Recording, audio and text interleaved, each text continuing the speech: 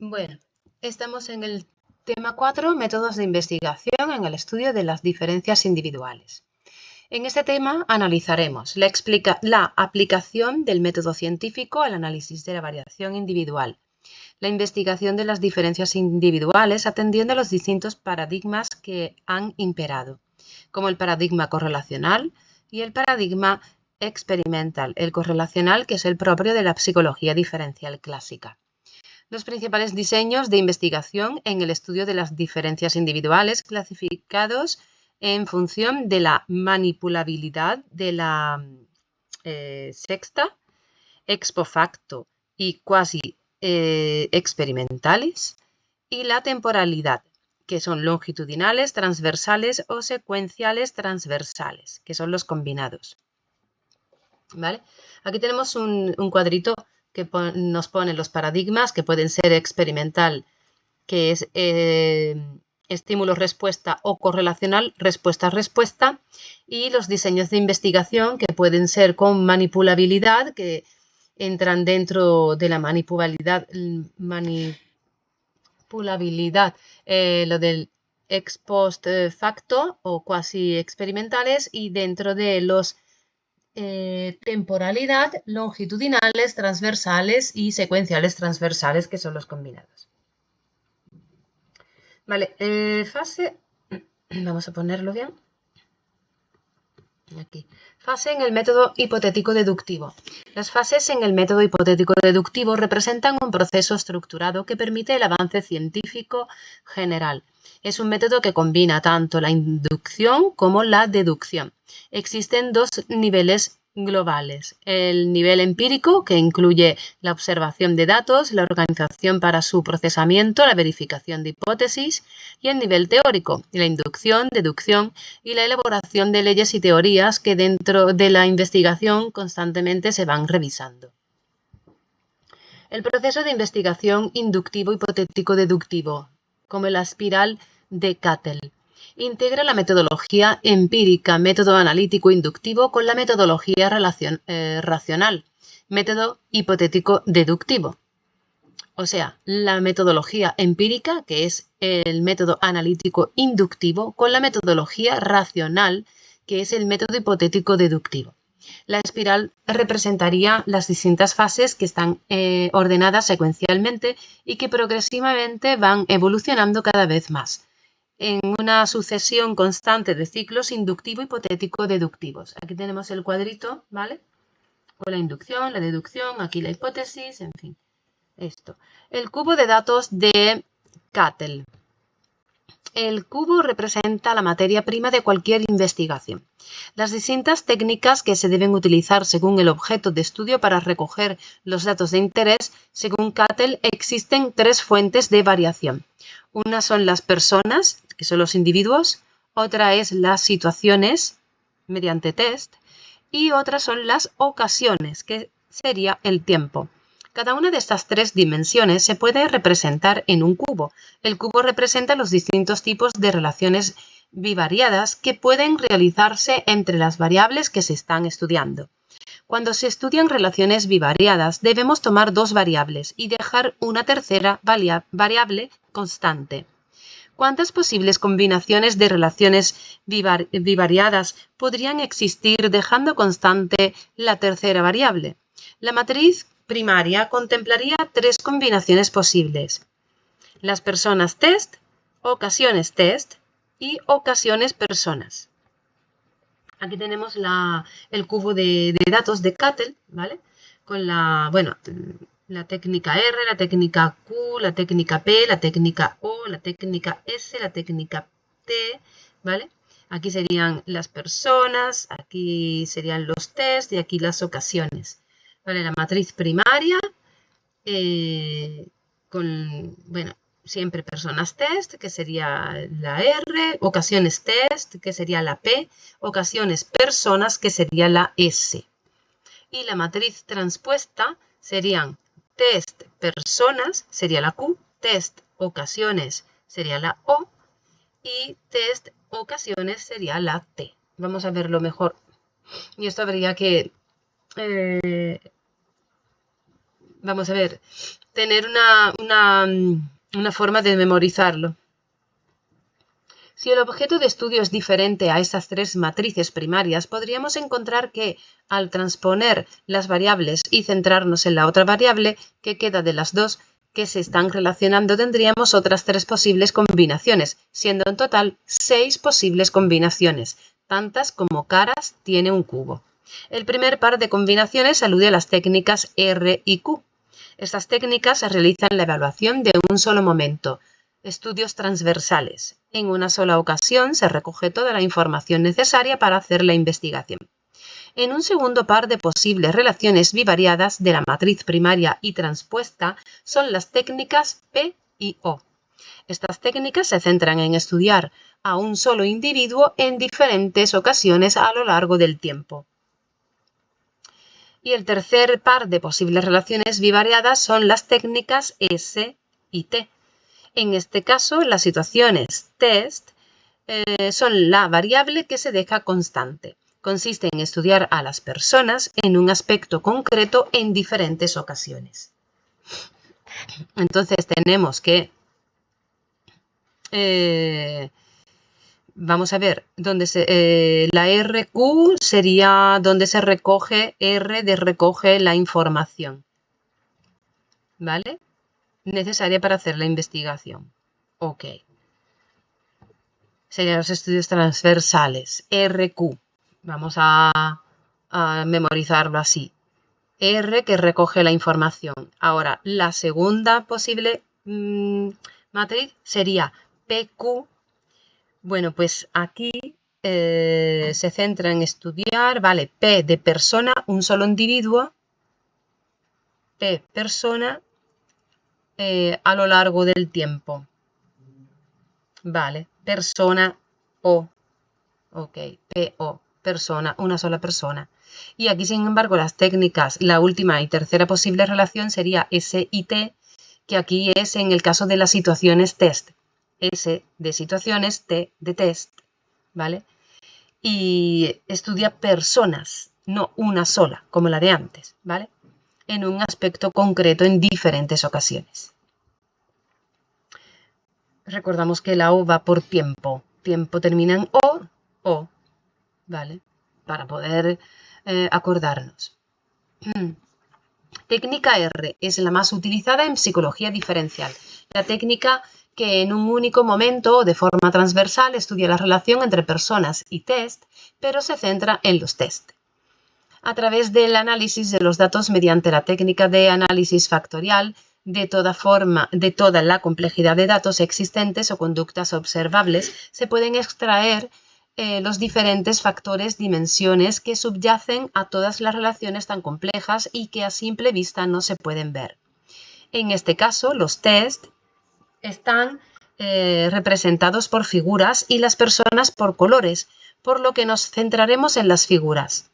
Una vez realizado el análisis factorial exploratorio, podríamos observar en esta primera extracción los factores de primer orden, aquellos que aparecen por primera vez.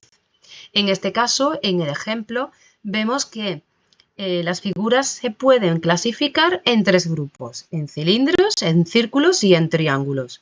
De este modo, al analizar la complejidad de datos existente mediante la técnica R y el análisis factorial exploratorio, los datos que teníamos en la parte inferior de la imagen quedan ordenados tal y como se ve arriba.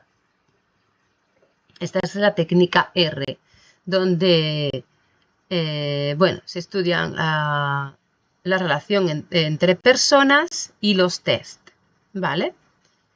Factores de primer orden y aquí están las conductas observadas. Las figuras serían los test y los colores representan a las personas. Vale, técnica Q. Si utilizamos la matriz transpuesta de la técnica R, estaríamos poniendo en relación las mismas variables, test por personas, pero nos centraríamos en las personas. ¿Ok? Aquí en la R se ha centrado en los test. ¿Vale? Aquí, sin embargo, en la técnica Q se centra en las personas. La técnica Q busca formar grupos de personas que tengan características comunes y que se diferencien de otras personas o grupos. En este caso, por lo tanto, en el ejemplo nos centraríamos en los colores y no tanto en las figuras. Para el análisis de datos ejecutaríamos la técnica clúster o de conglomerados. Una vez realizado el análisis clúster, esta técnica identificaría, en nuestro ejemplo, 4 grupos de personas. Aquí tenemos la técnica T, que es los test por personas, siempre con los grupos de personas, aquí las conductas observables y tenemos que las figuras son los test y que los colores son las personas. Otra vez. Técnica P y O. Recordamos que eran personas a lo largo del tiempo, ¿vale? Una sola persona a lo largo del tiempo, ¿vale? Ambas dejan constante a la persona. Estudian a una sola persona a lo largo del tiempo y se le aplican diferentes situaciones o test. Técnica P se centra en los test. Estudia el cambio intraindividual. Puede estudiarse el perfil de la personalidad de una persona para ver si cambia en diferentes momentos. Técnica O se centra en las ocasiones o de ocasiones o momentos temporales. Por ejemplo, estudia en qué momento una persona tiene un cambio en su inteligencia cristalizada, si es más acusado en la adolescencia, en la vida adulta, en la evolución de una etapa a otra, etc. Aquí tenemos también otro cuadro, ¿vale? Con el momento 1, 2 y 3 de una misma persona que es a lo largo del tiempo y bueno, aquí tenemos en las ocasiones a los test es la P, los test a las ocasiones es la O, ¿vale? En la matriz primaria y en la matriz transpuesta. Aquí tenemos. A ver, aquí hemos dicho en la R antes. Ay, esperad, un segundo, por favor, porque hemos estado diciendo, sí, la R y la Q, que es la que hemos visto antes, que la R es la que recoge toda la información, ¿vale? La R y Q van juntas, ok, y aquí, vale. Ok, personas por test sería la técnica R y sin embargo la técnica Q, test por personas. Y bueno, y luego tenemos esta que ya la hemos visto. La P y P, O. P y O. Ahora pasamos a las técnicas S y T. Ambas dejan constante la situación o los test. La técnica S se centra en estudiar a las personas a lo largo del tiempo. Esto es en plural, personas, ¿vale? La S. En situaciones. Y la T está por test, ¿vale? Entonces, por ejemplo, estudiar el rasgo de extraversión en un grupo de personas y ver qué personas siguen puntuando de un modo similar en las distintas fases de evolución y cuáles han variado su extraversión en 10 años, por ejemplo. Y la técnica T, sin embargo, se centra en las ocasiones o momentos de evaluación. Por ejemplo, se puede estudiar el nivel de autoestima que tienen las personas de un grupo en la infancia, adolescencia, en la juventud o madurez, con el fin de ver si hay diferencias según el momento de evaluación. Aquí tenemos también el otro cuadro, donde siempre nos pone una matriz primaria, donde tenemos las ocasiones con personas que representa la S, personas ocasiones con la T. El momento 1, el 2 y el 3, donde hay unas variables, unos cambios, y bueno, aquí está. Las dos disciplinas de la psicología científica. Vamos a hacer una comparación. Se comparan la disciplina experimental con la correlacional. A ver, los antecedentes, pues en la experimental, Gunt y Pavlov. En la correlacional encontramos a Galton y Spearman. Origen, asociacionismo en el experimental, en el correlacional, evolucionismo. Paradigma, estímulo-respuesta en el experimental, recordamos, experimental, ER, ¿vale? Y correlacional, que tiene dos R's, es respuesta, ¿vale? RR. Objeto de estudio, procesos y relaciones funcionales en el experimental y en el correlacional son las dimensiones y las estructuras. Las variables que investiga la experimental son las exógenas, TR, TI, y sin embargo en la correlacional las endógenas, inteligencia, extraversión. Las variables organísmicas en la experimental son las homogeneizadas al azar y en el correlacional es el control por asignación. Las variables situacionales en la experimental son el control manipulativo, mientras que en la correlacional son controladas por muestreo. El control en el experimental es manipulativo, hemos dicho, y en el correlacional no es manipulativo.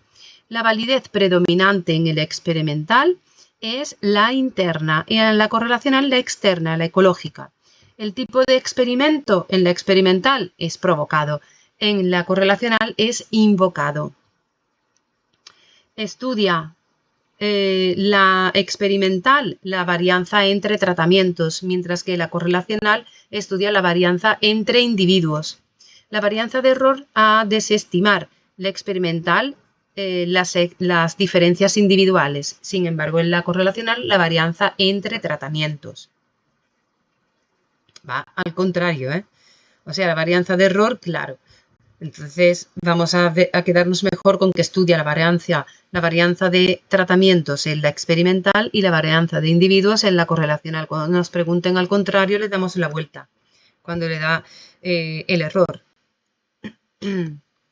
Tipo de medidas en la experimental es la dependencia, en la correlacional la interdependencia. Efectos buscados en la experimental es la causación y en la correlacional la covariación.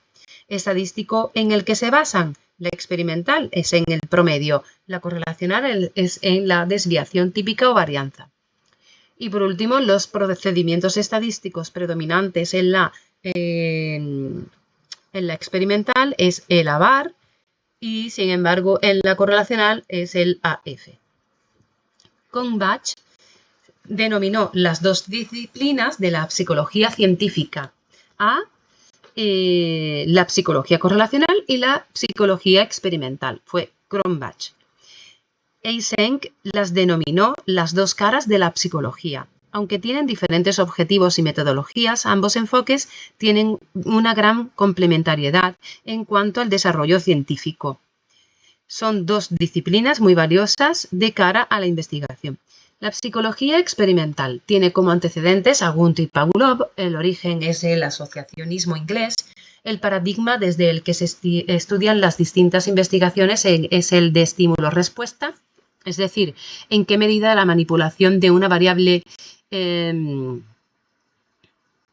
incondicionada tiene las consecuencias sobre la variable independiente, en qué medida la manipulación de una variable independiente tiene unas consecuencias sobre la variable dependiente. El objeto de estudio son los procesos irrelacionales y relaciones funcionales que se pueden establecer entre distintas variables. Las variables que se investigan son exógenas, tiempo de reacción simple, tiempo de inspección.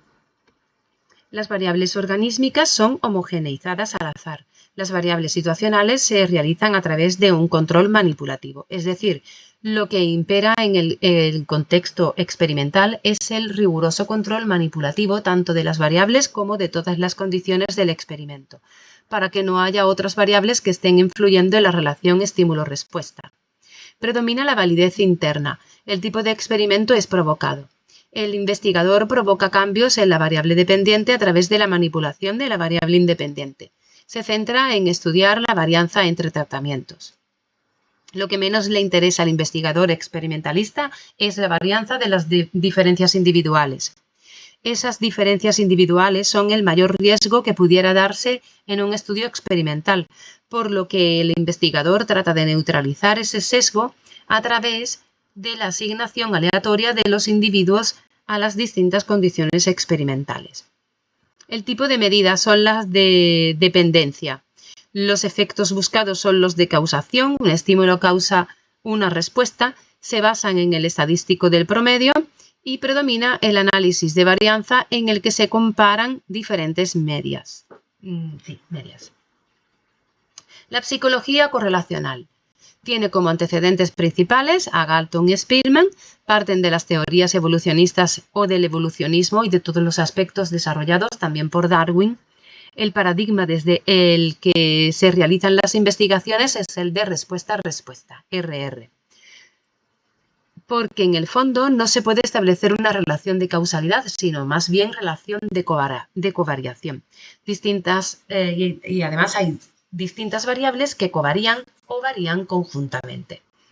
El objeto de estudio son las dimensiones y estructuras que subyacen a las diferencias individuales, como la inteligencia o la personalidad. Las variables que se investigan son endógenas, la inteligencia, la extraversión o bien otras variables de diferenciación individual como el sexo o la edad. Las variables del organismo se controlan mediante asignaciones. Si se quieren estudiar las diferencias entre hombres y mujeres, se forman grupos en función de género y se comparan en las variables endógenas, la inteligencia, extraversión, etc. Las variables situacionales son controladas por muestreo. El control que se realiza no es manipulativo, dado que no existe una variable independiente que se esté manipulando. Por ello, para evitar sesgos en el paradigma correlacional, se requieren tamaños muestrales elevados. La validez predominante es la externa o ecológica. Es un fenómeno invocado, no provocado. El fenómeno es preexistente al estudio. La persona ya lleva las características de personalidad previamente, por ejemplo. Estudia la varianza entre individuos. La varianza de error que quiere desestimar es la varianza entre tratamientos. Las medidas son de interdependencia, que no se puede hablar de dependencia porque no hablamos de relaciones causales. Se buscan efectos de covariación, las relaciones son de covariación y no de causalidad. Se basan bien en el estadístico de la desviación típica o bien en la varianza. Y por último, el procedimiento habitual, sobre todo para el estudio de la psicología diferencial clásica, ha sido el análisis factorial, concretamente en análisis factorial exploratorio. Dualidades y contraposiciones dentro de la disciplina. Vamos a ver. Dualidades. Veamos cuáles son. Dualidades. Tenemos psicología experimental correlacional. Origen, asociacionismo, evolucionismo. Paradigmas. Estímulo-respuesta, respuesta-respuesta. Control, manipulativo, no manipulativo. Fenómeno a investigar, provocado, invocado. Medidas de dependencia e interdependencia. Efecto buscado, causación, covariación. Y estudia la varianza entre tratamientos y la otra es la varianza entre individuos. ¿Vale? Esas son las dualidades que hay entre ambas. Ahora las contraposiciones. Pues el enfoque en una es, siempre vemos primero que una es la experimental y la otra es la correlacional. Enfoque estructural frente a procesual. Unidades de análisis, rasgos, factores, dimensiones frente a procesos, el funcionamiento. Analiza las estructuras estáticas y la otra lo que analiza es los aspectos dinámicos. Ámbito discriminativo, taxonómico, frente al explicativo. Análisis factorial, el exploratorio frente al confirmatorio, la lógica inductiva frente a deductiva, debate nature frente a nurture y determinismo biológico frente a ambiental. Las dualidades básicamente tienen que ver con las diferencias entre la perspectiva experimental y la correlacional. La psicología de las diferencias individuales, entendida como una disciplina global y ampliamente concebible, tiene que ver no solo con la psicología correlacional, sino también con la experimental. Las contraposiciones, resaltar dos que pueden ser de ayuda a la hora de contextualizar la asignatura, son el enfoque estructural y el enfoque procesual. El enfoque estructural, relacionado con la primera etapa de la psicología diferencial, es un enfoque descriptivo o taxonómico y busca identificar diferentes estructuras estáticas como la inteligencia, personalidad o rasgos de personalidad, etc. El enfoque procesual, pues es una perspectiva más vinculada al paradigma experimental, relacionado también con la psicología de las diferencias individuales. Y la unidad de análisis fundamental son los procesos psicológicos y el funcionamiento y la dinámica intrapsíquica. Es decir, lo que ocurre en nuestro cerebro, cómo funciona, cómo reaccionamos ante determinados estímulos, etc. En este caso, el ámbito de estudio sería más bien explicativo y no tanto descriptivo. Otra diferencia que recalcar es la existente entre el análisis factorial exploratorio y el confirmatorio. ¿Cómo sería el análisis factorial exploratorio? Dice que sigue una lógica inductiva. Es un análisis que permite identificar o extraer información de un conjunto de variables que se estudian en muchas personas, acerca de las cuales son más las dimensiones que subyacen a las relaciones que todas las variables. Como una especie de lupa gigante que permite ver lo que el ojo humano a simple vista o a nivel de la conducta observable no podemos ver, sino que solo puede inferir. Si vemos a una persona en una fiesta que está en un rincón tomándose algo sin interactuar con el resto de la gente, no por eso podemos inferir que sea una persona introvertida. Tendríamos que ver a esa persona en otros contextos para ver cómo se comporta y también saber por qué razón estaba en una esquina tomando algo sin hablar con nadie. Análisis factorial confirmatorio. Parte de una idea previa. Por ejemplo, indica que en este cuestionario existen 3 dimensiones porque se ha observado en otros estudios. Parte de ese modelo previo e intenta confirmar que ese modelo o estructura, esos 3 o 4 factores identificados en otros estudios, se confirman utilizando una muestra diferente. En este caso se iría desde una concepción general hacia los datos para ver si se confirma que es correcto o no. Se trata, por tanto, de una lógica deductiva. Otro aspecto contrapuesto es el debate en torno a la nature-nurture, es decir, al origen de las diferencias individuales en función de si consideramos que está en los aspectos biológicos, naturaleza, o en el ambiente, en la crianza, nutrición, etc. Obviamente, no podemos excluir un aspecto del otro y deberíamos estudiar siempre ambos, así como sus relaciones. Diseños de investigación en el estudio de las diferencias individuales. Diseños de investigación. Aquí tenemos la manipulabilidad y la temporalidad. Dentro de la manipulabilidad tenemos el ex post facto y el quasi experimentales. Dentro del ex post facto tenemos las correlaciones y los comparativos. Las correlaciones son los descriptivos, predictivos y explicativos. Y dentro de la temporalidad tenemos los transversales, longitudinales y las secuenciales transversales. Vale, los diseños de investigación en el estudio de las diferencias individuales se pueden diferenciar en función de 2 dimensiones. El grado de manipulabilidad de la variable independiente, que son diseños ex post facto y los comparativos. Y los diseños cuasi experimentales, perdón. Vale. Manipulabilidad, diseños ex post facto y cuasi experimentales. Vale, pues vamos a ver los diseños ex post facto. El fenómeno que queremos estudiar ya ha ocurrido. No podemos cambiar, manipular la variable independiente. No se puede realizar una asignación aleatoria de los participantes a los distintos grupos y los estudios ex post facto se pueden subdividir en diseños, que estos son los correlacionales y los comparativos. Los correlacionales, a su vez, tienen diferentes objetivos. Algunos son descriptivos, como cuando establecen relaciones entre distintas variables. Por ejemplo, a través del coeficiente de correlación de Pearson o identificar estructuras que subyacen a, por ejemplo, el test de personalidad, inteligencia, etc. También tenemos los predictivos. Considerar qué tipo de variables predictivas pueden predecir una variable criterio. Por ejemplo, si las horas que un estudiante dedica a estudiar pueden predecir el criterio de rendimiento en esa asignatura. Las variables predictoras serían las variables independientes y la variable criterio, la variable dependiente, aquella donde querríamos observar los efectos que ejercen las variables predictoras. Explicativos.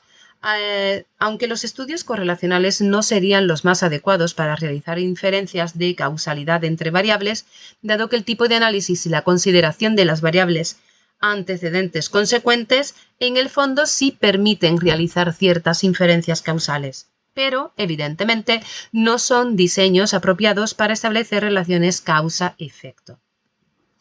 Comparativos. Este tipo de diseños constituyen auténticos planes experimentales. Realmente el diseño está preparado para realizar un estudio experimental, pero los datos de los que se dispone o las variables sobre las que se está trabajando no permiten hacer el tipo de inferencias de causalidad como en un estudio experimental.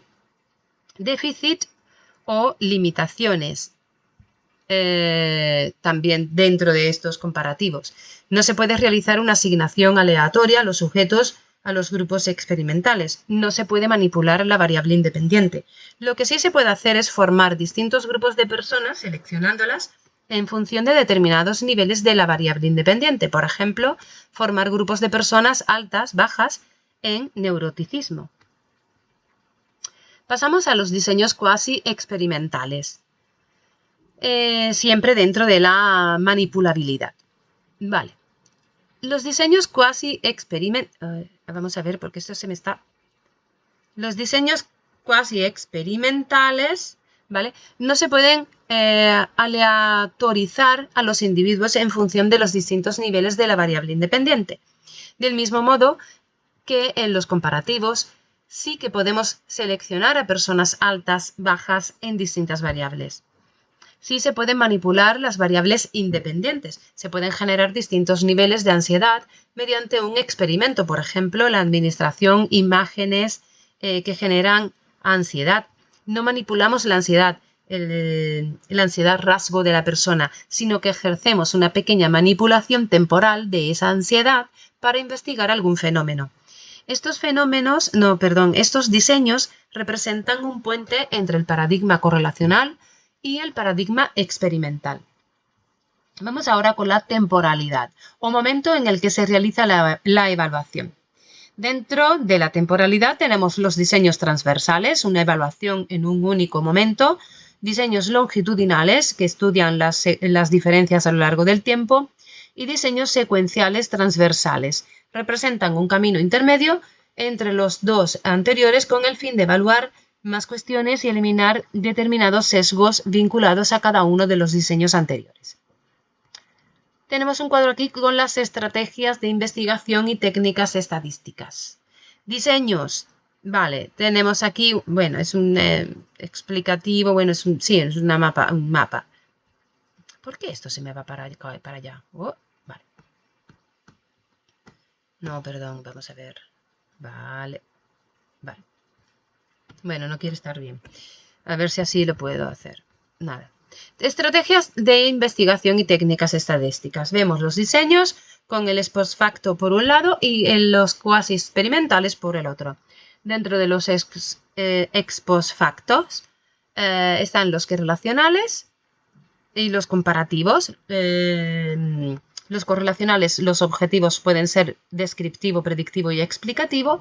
Y dentro del descriptivo son relaciones o estructurales. Relaciones que va con una correlación y las estructuras pues son con análisis factorial, análisis clúster, escalas y multidimensionales. Los objetivos predictivo se dividen en la regresión, comprende dentro de del predictivo, la regresión simple, la regresión múltiple y los análisis discriminantes. Y dentro de los explicativos están las ecuaciones estructurales. En cuasi experimentales tenemos la T de student, ANOVA y MANOVA, ¿vale? También los comparativos dan a la T de student, ANOVA, MANOVA. Aquí. Perdón. Toda estrategia, esto lo tengo que poner un poco más pequeño, así. Vale, a ver si no se mueve ya, que se está moviendo todo el tiempo. Ahí. Toda estrategia de investigación requiere el uso de unas técnicas estadísticas para analizar los datos. En los estudios post facto correlacionales, cuando los objetivos son descriptivos y de establecer relaciones entre variables, tendríamos que utilizar el coeficiente de correlación de Pearson o el de Spearman, o bien otros coeficientes de correlación según la métrica de las variables. Si el objetivo es identificar estructuras subyacentes a muchas variables o personas, hablaríamos del análisis factorial exploratorio. Factorial exploratorio de análisis muchas personas en muchas variables. Nos permite encontrar cuál es la estructura o las dimensiones básicas de, por ejemplo, la personalidad o la inteligencia. Es la técnica de análisis de datos emblemática de la disciplina de la psicología diferencial clásica. Cuando queremos formar grupos de personas en función de distintas características o tipologías de individuos, podemos utilizar el análisis clúster y también el escalamiento multidimensional, que sería algo que se utiliza más bien en economía, por ejemplo, para conocer las preferencias de las personas en la adquisición de un coche, si les interesa más la seguridad, la estética, etc. Cuando el objetivo es predictivo, tendremos que recurrir a análisis tales como la regresión simple, la regresión múltiple o el análisis discriminante. Cuando hablamos de objetivos explicativos, recurrimos a modelos de ecuaciones estructurales. Son diseños para analizar o verificar posibles hipótesis causales a partir incluso de datos correlacionales. Ahora bien, son inferencias de causalidad, no establecimiento de relaciones causales exactas. Para ello tendríamos que recurrir a estudios experimentales. En los estudios post facto, comparativos, y en estudios cuasi experimentales. Como comparten puntuaciones medias en distintos grupos con relación a distintas variables, comparten las mismas técnicas de análisis de datos. Si comparamos dos grupos en el nivel de inteligencia o de neurotismo, podríamos utilizar la técnica T de Student. Cuando estamos comparando más de dos grupos, podríamos hablar ya de otras técnicas tales como el ANOVA, ANCOVA, MANOVA, MANCOVA.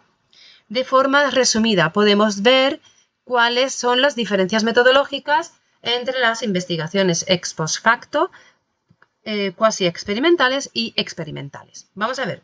Investigación en los tres tipos. Pues la medida de las variables. Al ver, medida de las variables, la variable dependiente y la independiente. ¿Es post facto? Sí. ¿El cuasi experimentales? Sí.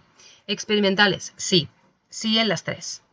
¿Manipulación de la variable independiente en el post facto? No. ¿En las otras dos? Sí. La asignación aleatoria de sujetos a condiciones experimentales en el post facto y cuasi experimentales? No. En las experimentales? Sí. Si os dais cuenta, si nos aprendemos bien el cuadrito, es post facto primero, cuasi experimentales después, experimentales por último, ¿vale? Después están las medidas de las variables, o sea, de variable dependiente e independiente en primer lugar, variable independiente es la manipulación, la segunda, y la asignación aleatoria de sujetos, ¿ok? Por último, entonces hace como una escalera. A todo sí, lo único que hay no son estas tres. En el post facto, la manipulación de variable independiente, no también en el post facto tiene otra no, que es la asignación aleatoria de los sujetos, o sea que ex post facto tiene sí solamente a las variables de variable dependiente e independiente, y la cuasi experimental tiene un solo no, que es la asignación a los sujetos aleatoria. Todo lo demás es sí.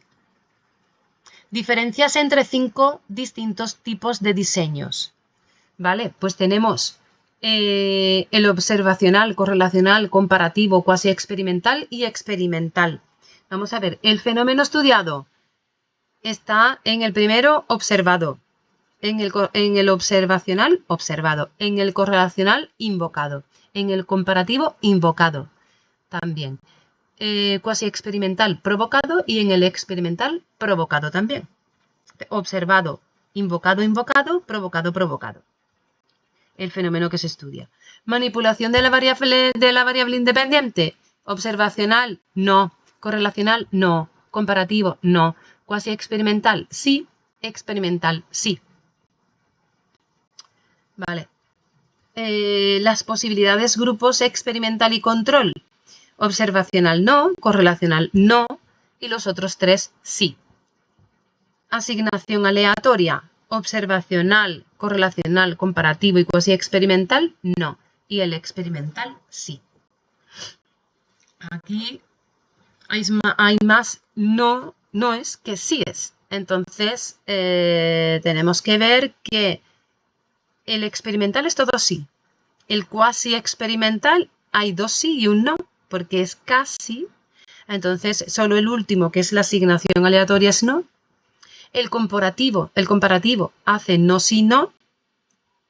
No sí no. Entonces el sí es solamente la posibilidad de grupos de experimental y control. Y los otros dos, el observacional y el correlacional, es todo no. Vale. Otra diferencia metodológica fundamental es la existente entre los diseños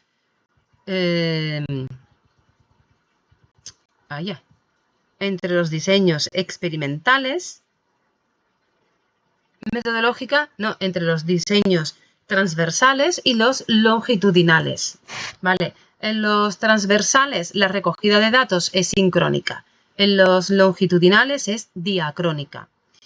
En las transversales el diseño, las medidas independientes son el diseño intersujeto y en las longitudinales son medidas repetidas, diseño intrasujeto.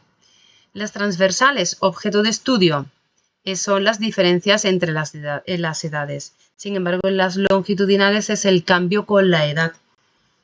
Las transversales, el sesgo metodológico, son efectos de cohorte. Y sin embargo, las longitudinales son efectos del aprendizaje. Vale, aquí tenemos en las longitudinales cambios con la edad. Tenemos un asterisco. Aquí, la edad no es una variable que podamos manipular directamente. En los diseños longitudinales, al estudiar los cambios que suceden...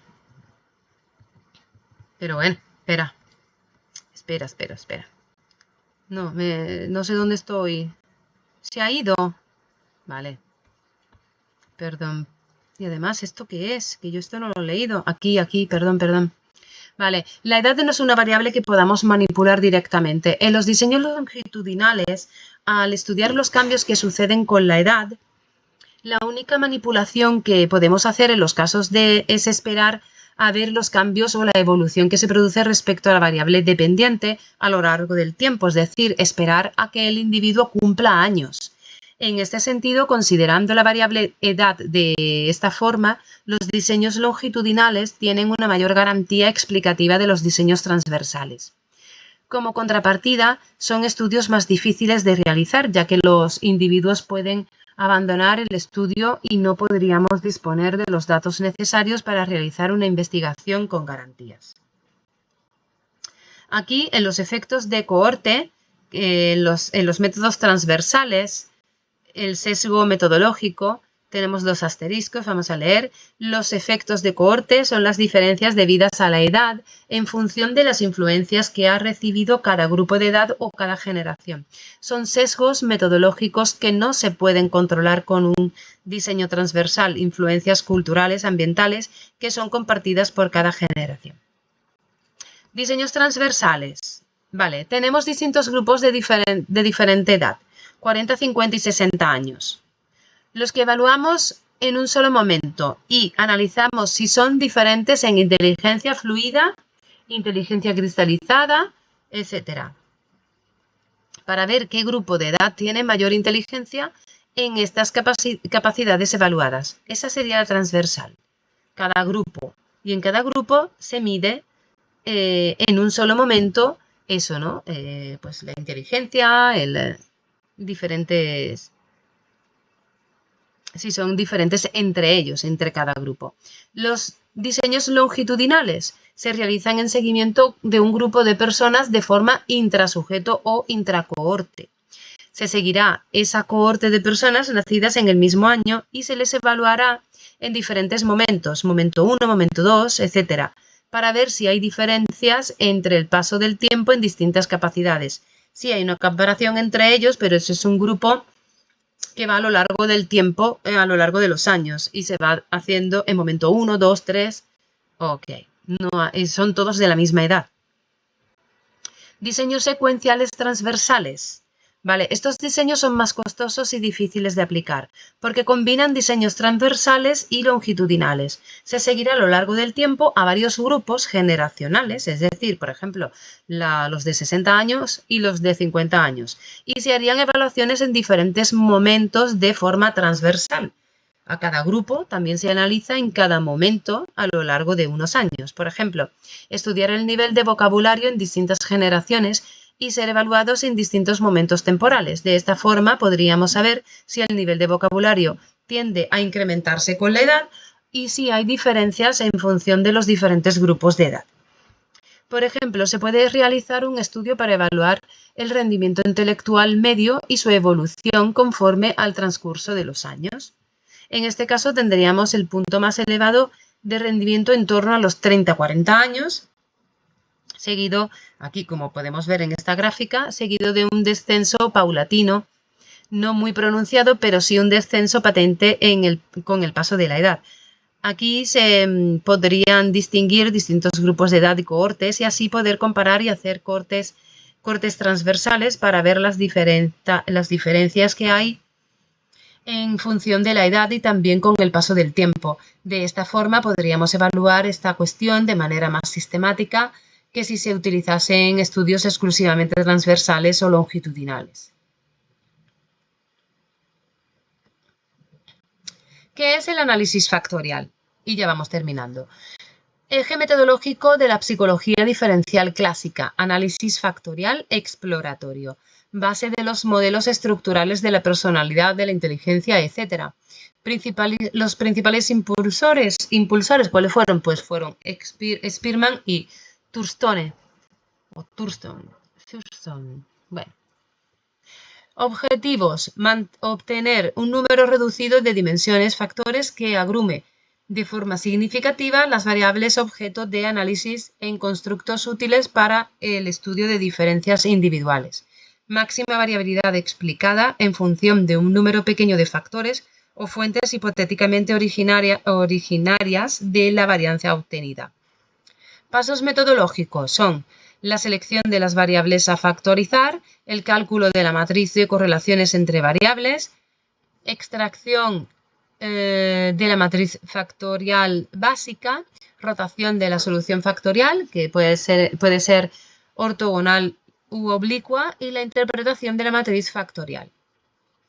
Aquí tenemos en este cuadro tipos de rotación: ortogonal o oblicua. Dentro de la ortogonal están los tipos, hay varios tipos que son varimax, equimax y quartimax.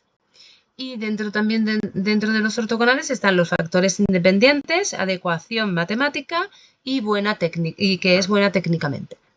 La oblicua, los tipos son oblimin, promax y ortoblique. Vale, aquí hay una sola porque los tipos de la ortogonal todas terminan en max, varimax, equimax, quartimax. Y hay una de los tipos del oblicuo que también termina en max, pero es promax. Entonces, pro-oblicua. Y la otra son oblimin y ortoblique. También, bueno, esta tiene factores dependientes y no independientes como en la ortogonal, una adecuación psicológica y no matemática, y en la psicología las variables están relacionadas. La rotación ortogonal. La rotación ortogonal permite o facilita la obtención o identificación de factores independientes entre sí. Desde un punto de vista matemático es adecuada y técnicamente es una muy buena estrategia. Cuando se estudian factores psicológicos, características de personalidad, ansiedad, depresión, autoestima, etc., en ocasiones es más adecuado utilizar un tipo de rotación oblicua. La rotación oblicua permite que se obtengan factores diferenciados entre sí, pero en el fondo siguen teniendo algún tipo de relación de dependencia entre sí. De forma que, si volvemos a factorizar la memoria ornada de factores identificados, se pueden extraer o bien obtener nuevos factores de segundo orden. Desde un punto de vista psicológico, este tipo de rotación oblicua es adecuada ya que generalmente en psicología las variables están relacionadas entre sí.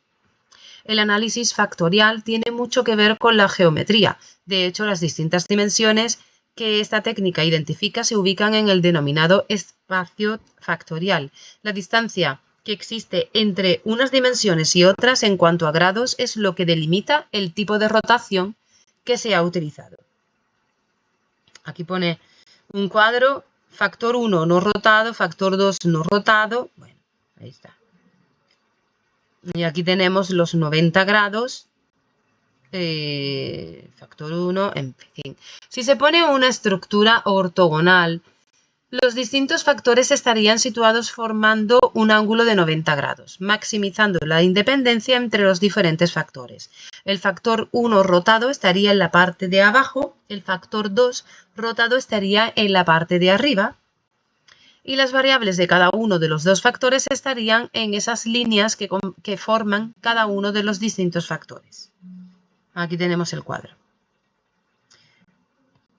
Cuando se impone una rotación oblicua, las diferentes dimensiones están rotando en un espacio en el que tienen más proximidad entre sí, porque cada una de las dimensiones se distanciarían de 45 grados. Aquí hay mayor proximidad entre las variables de un factor y del otro. Entonces, tenemos en la ortogonal 90 grados y en la oblicua 45 grados. Modelo general de la estructura jerárquica y de la inteligencia de personalidad y la personalidad. Una de las principales aportaciones del análisis factorial exploratorio dentro de la psicología diferencial clásica son los modelos generales tanto de la estructura jerárquica, de la inteligencia como de la personalidad. La estructura jerárquica de la inteligencia y de la personalidad solo se puede obtener a partir de una rotación oblicua, es decir, una rotación que permite que los factores tengan más relación o más cercanía entre sí. Si se hubiera utilizado una relación ortogonal, se maximiza la independencia de factores, entonces ya no se podría estudiar relaciones o estructuras jerárquicas tanto de la inteligencia como de la personalidad.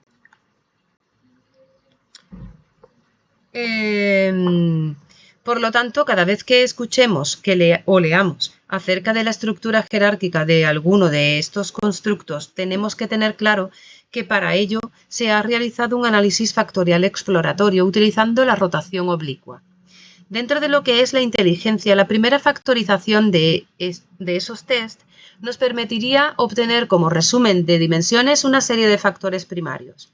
A partir de una segunda factorización de esos factores primarios podríamos obtener otro resumen en, por ejemplo, 3 factores secundarios. Y si factorizamos esos 3 factores secundarios, podríamos obtener un factor general de la inteligencia que englobase todos los factores que están por debajo de ese nivel. Con la personalidad ocurriría lo mismo, desde la conducta específica hacia ámbitos más generales como los hábitos, de los hábitos hacia los ámbitos más generales como los rasgos, y después se podrían obtener los tipos de personalidad o superfactores de personalidad, factores que engloban muchísimas características de la personalidad. Aquí hay un cuadro que es el modelo general de la estructura jerárquica de la inteligencia y la personalidad, donde tenemos la inteligencia por un lado, la personalidad por el otro, y de la inteligencia pues tenemos el factor general, los factores secundarios, los factores primarios y los test. Sin embargo, aquí en la personalidad pues tenemos el tipo, el rasgo, el hábito y la conducta específica. ¿Vale? Que una cosa da a muchas otras, va haciendo como una escala, se va haciendo como una pirámide. En el siguiente ejemplo se puede ver la dinámica que sigue el análisis factorial hasta llegar a una dimensión bastante global de la personalidad como la extraversión.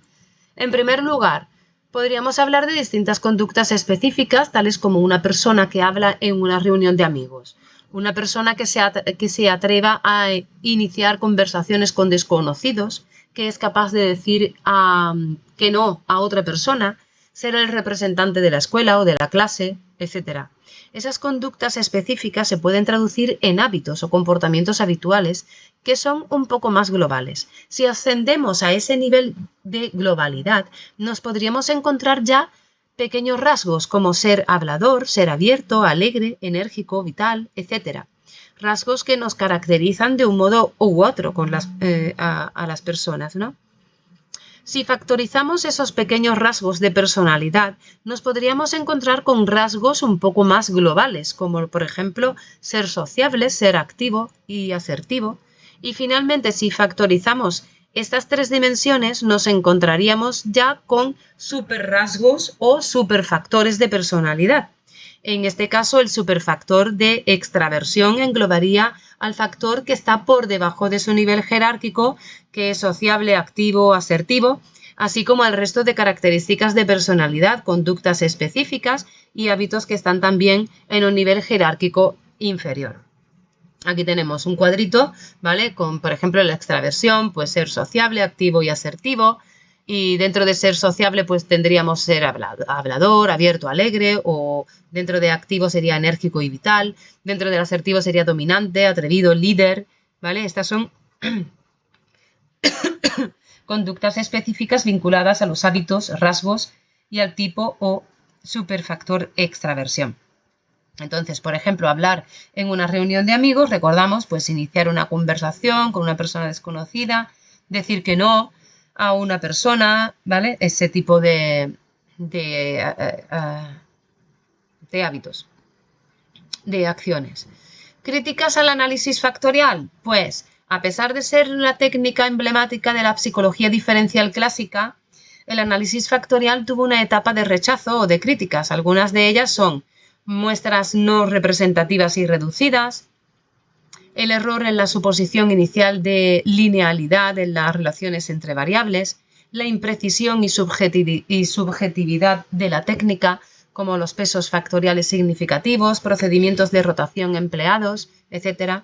El carácter exploratorio y circular y, por ejemplo, que no permite verificar hipótesis causales, solo de covariación.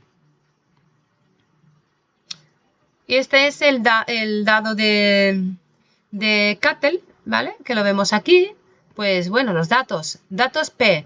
En una persona correlaciona variables en diferentes momentos, ¿vale? Estudia el cambio intraindividual, por ejemplo, el estado de ánimo. Datos S. En una variable se relacionan momentos y personas. Ir al médico en la infancia, adolescencia, la vida adulta. Datos R. Correlaciones entre variables en múltiples personas, formada por grupos de variables.